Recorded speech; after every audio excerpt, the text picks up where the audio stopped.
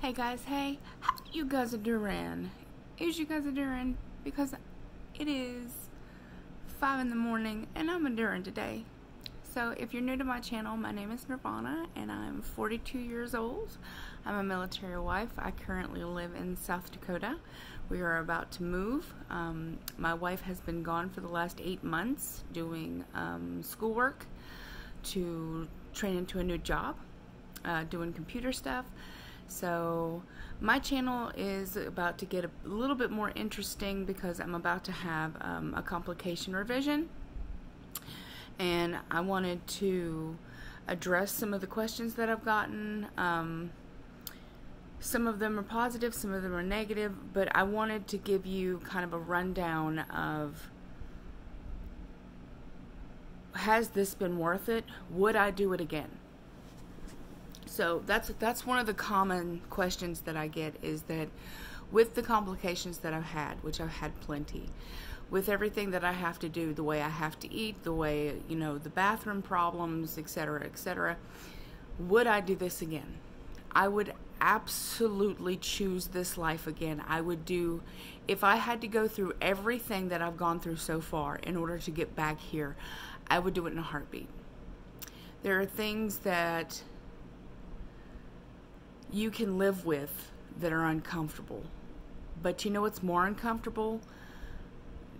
Being bedbound, being in a wheelchair, not being able to stand for more than 30 seconds at a time, not being able to wash your hair, not being able to brush your hair or put on a bra, wear shoes, proper shoes. Like, my feet were so swollen I couldn't wear proper shoes. So I had to wear these big ugly slippers. Things like that, buying 8X shirts off the internet, having somebody specially make me pants, just things like that I never want to go back to. Yes, the complications are horrible. Yes, I have struggled for the last 8 years, but I've also won. There's so many victories of things that I've been able to do that it is completely worth it to me. Completely worth it to me. So, if you don't know, I will go down the line. I had my gastric bypass, which was actually a mini gastric bypass, but we didn't know that until I had my distal. So we'll go to that first. I had a mini gastric bypass, which I was only bypassed 10% of my small intestine in 2013. I lost about 200 pounds and kept that off for about 6 years. No, about 5 years. But I couldn't get past 300 pounds. So I got something called a band-over bypass. Most people won't do a band-over bypass because, number one, it doesn't really work that well. It's not the same as just having a lap band over your stomach. It's a little different because you already have a small pouch, and then you're making it even smaller in the middle. So it's a little different. Mine actually ripped out. The port was starting to rip out during workout, so I had to have it removed. But I ate around it because I was able to eat slider foods. So I did not lose as much weight as I wanted to. I got down to about 300 pounds and could not get past it. So I only really lost about 21 pounds with that surgery, and I had it in for a year. So after that, my doctor was like, we can give you a revision, we can give you a duodenal switch, but it would have to be open. That means that they would cut my stomach open and do it, or we can give you something called a distal bypass. At first I was going to go for the duodenal switch because I know lots of people have had success with that, but I didn't know anybody with a distal bypass. I didn't have anybody to really talk to about it.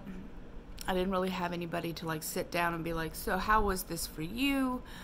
How is this working for you? There's a small group on Facebook, but they don't really talk, and when they do, it's all negative stuff, so I kind of just, I don't need that. I don't need the negativity, you know. So let me just say that I had thought about it a lot, and I had gained 42 pounds. So my doctor was like, I will give you your revision if you get rid of your regain. I'm going to make you work for it. It took me a year.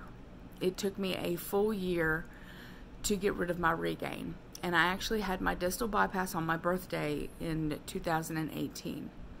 So, was it 18? 2017, sorry. So I had my distal bypass in 2017. I'm 3 years post-op. I've lost 330 pounds. I'm currently sitting at 250, which I'm completely okay with. I'm about to have a revision done. It's not really a revision. It's more of a complication fix. It's fixing a complication that I have had since my gastric bypass. I have a very large hole that goes into my intestines, which makes me rapidly dump all my food and water so that I never get a chance to feel full and I don't digest my food, which is a huge problem because I'm just having to take so many medications in order to be able to keep my levels up. And this will hopefully give me number one, restriction, number two, a way to have vegetables and fruits and nuts and stuff again, and number three, try to cut down on all the medications that I have to take in order to keep my levels up. So this is a really big deal for me. So again, a few things that I will tell you. Number one, research.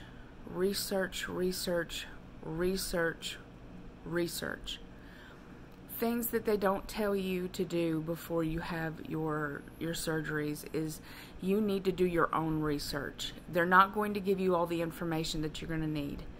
You're going to come out of surgery and you're going to be completely lost at what to do because they just don't give you enough information.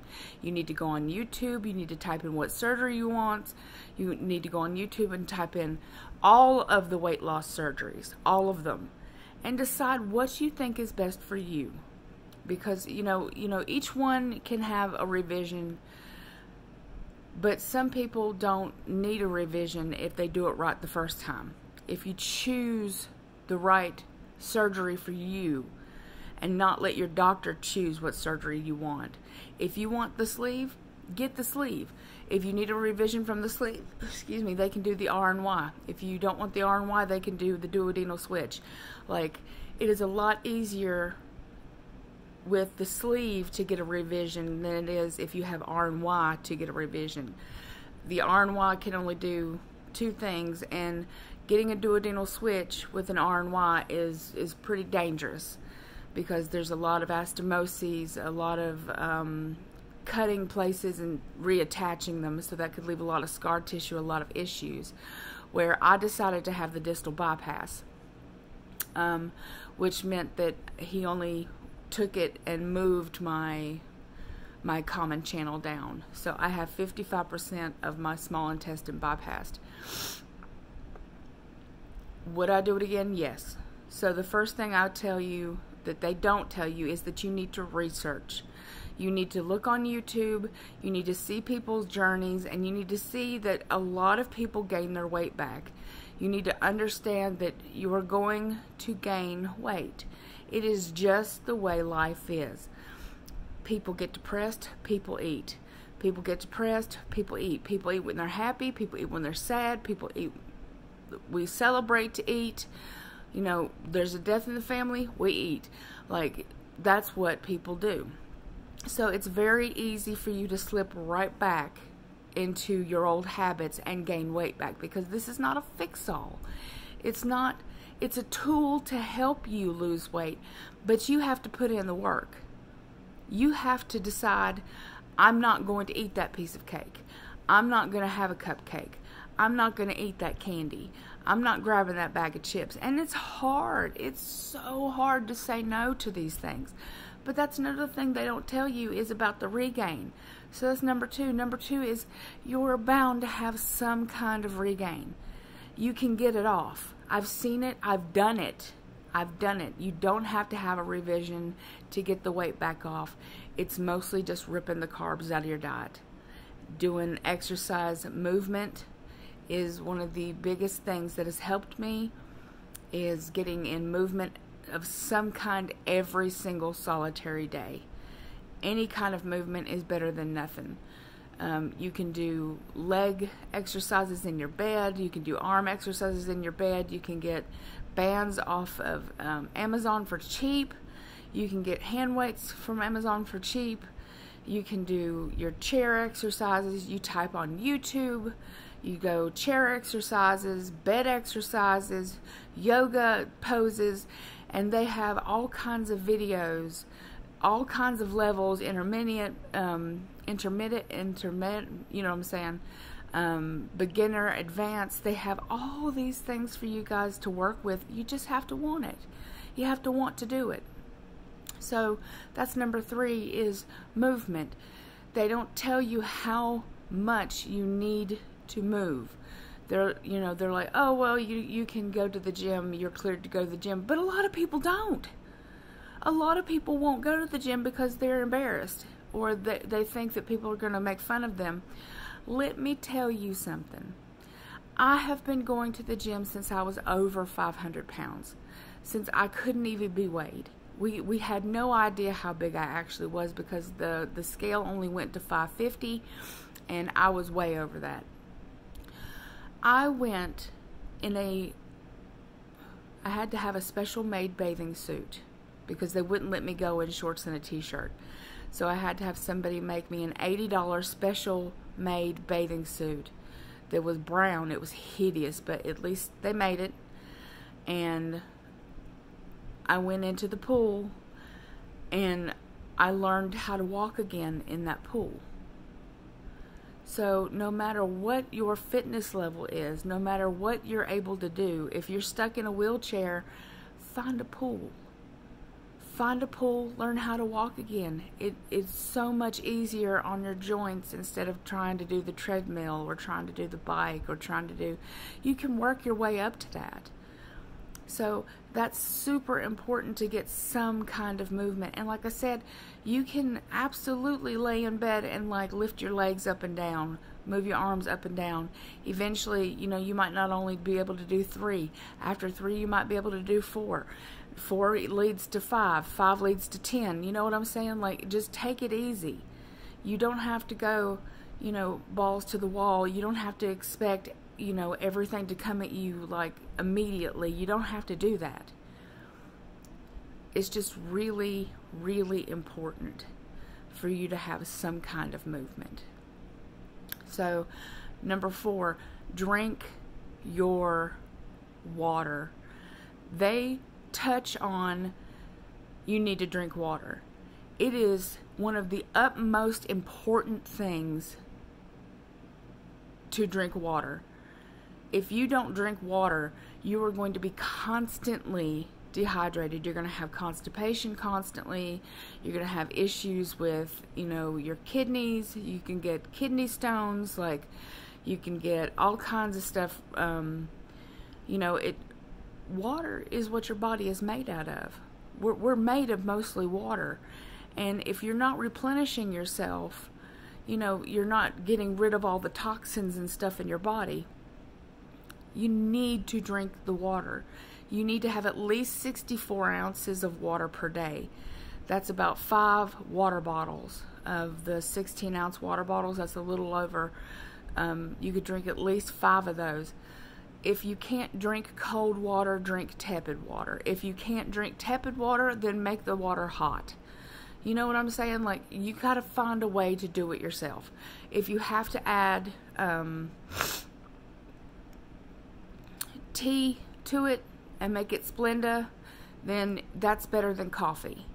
because with coffee, lots of people put nothing but creamer in it and sugar in it, and it's not the same as water. Tea, on the other hand, a little bit different. You still get your caffeine, but you're still getting water as long as you're not using sugar. I see no problem with that whatsoever, but that's for people who can't really drink cold water, and tepid water, which means room temperature water, doesn't work either. Your stomach is a muscle, so when you drink cold water, it contracts. If you drink hot water, it relaxes. So just keep that in mind. If you're trying to get in more water, you may want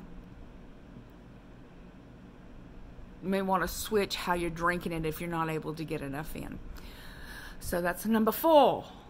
Drink your water. Where is it? Where is it? Where's your water? I got mine.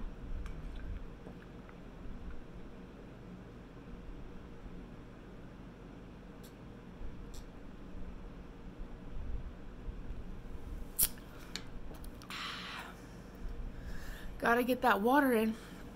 If you have to put water enhancers in your water, I do. I have to. That's the way I get my water down.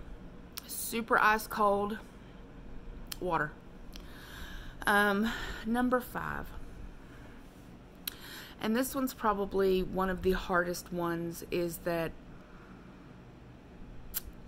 whatever you're going through mentally before you get this started is not going to be fixed because you lose weight.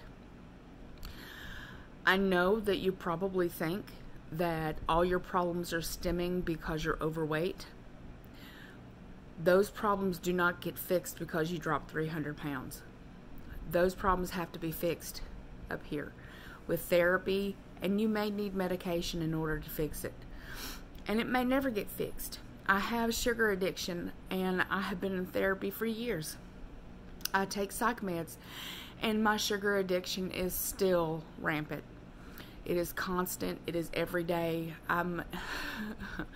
I battle with myself every single solitary day to try to not eat sugar, because that's all my body wants, is those happy chemicals that come with sugar. So I need you to know that therapy is so important. They do Zoom calls now. You don't even have to leave your house. You know, you don't even have to leave your house anymore. So, you know, even psychiatrists who do the medications, like, they will do phone.